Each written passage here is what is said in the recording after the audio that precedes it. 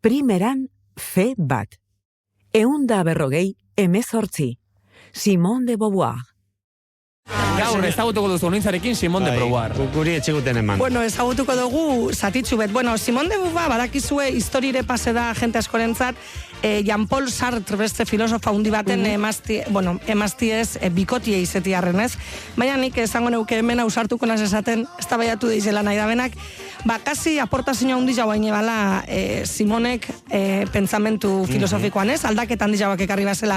Segatik interesetan jatezatien oren bikotie izen zan, honek erabaki ebenez eskontzi eta alkarregaz ez bizitzi eta alandabe bizitza guztizia izen ziren alkarren bikote. Eta hor badago anekdota bat esaten da bena unibertsitate irakaslein zanien Simon bieldu ebela unibertsitate batera destineu ebela eta Marsellara eta ja ordureko Sartre zala Le Havre ez dakizela pronuntzeko da unibertsitateko irakasle torduen.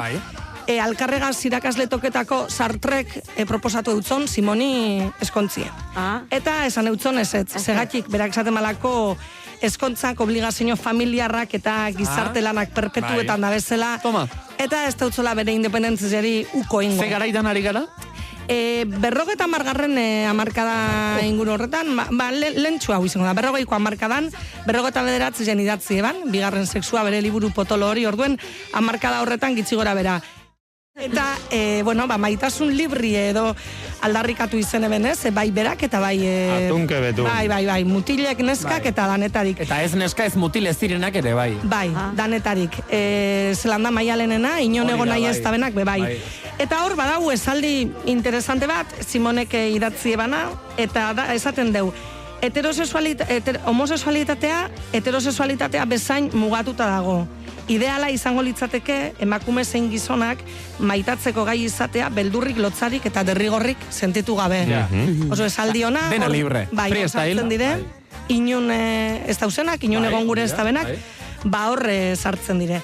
Gero bere esaldi potoloena edo famatuena, 1959 zen, bigarren sexu liburuen argitaratzen deu, eta horre esaten deu ez garela emakume jaiotzen, emakume eineken garela, eta hori da igual bere pentsamentuen kumbrie edo etorkizunerako geratu dana, ez? Gero beste gauza asko esan ebazen, baina esaldi hori da igual garrantzitzuena, eta hor espliketan deuzelan, personak jaizoten garen mundure, eta gero bideratzen gaituen modu konkretu batekoak izeteko. Eta orduan berak izaten ban, emakume izetie dana kulturala dala, gizon izetie, bai? Kasi egiten dela. Bideratu, okertu ez esateagatik, ez da? Okertu hori da, ez? Orduan, berak esaten eban, emakumiek badekiezen, gure bizitzan hartzen dugu zen erabaki danak, eta umiek zaintzie, eta ezakitzen bate gauza, hori dana dala kulturalki hartu dugun gauza bat, sensibilioak izetie, indarrik ez eukitie, kirola ez guztetie, mile adibide egongo dire txiki eta hundi, guzti hori dala kulturalki hartu dugun gauza bat, hori horrek ez dekola zer ikusirik emakume izetiegaz. Oin emoten dugu oso gauza normala, baina 1959 zen, honek, kriston aldaketa ekarri eban emakume eta gizonen eta feminismoaren pentsakeran.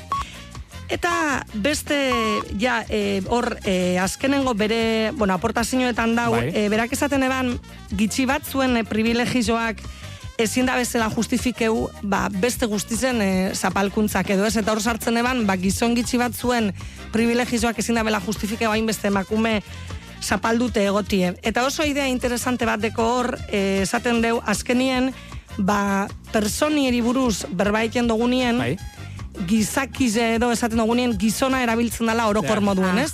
Eta horregaitik, berak transmitidu eban idea bat izen zan, bestekotasun hori, ez? Dana da gizona, neutroa gizona da, orduen hori aldatzen ez dan bitxertien gu beti bestiek izango gara. Horregaitik, beren liburuen izena da, el segundo sexo, el otro sexo, itzuli izen dana leku askotan.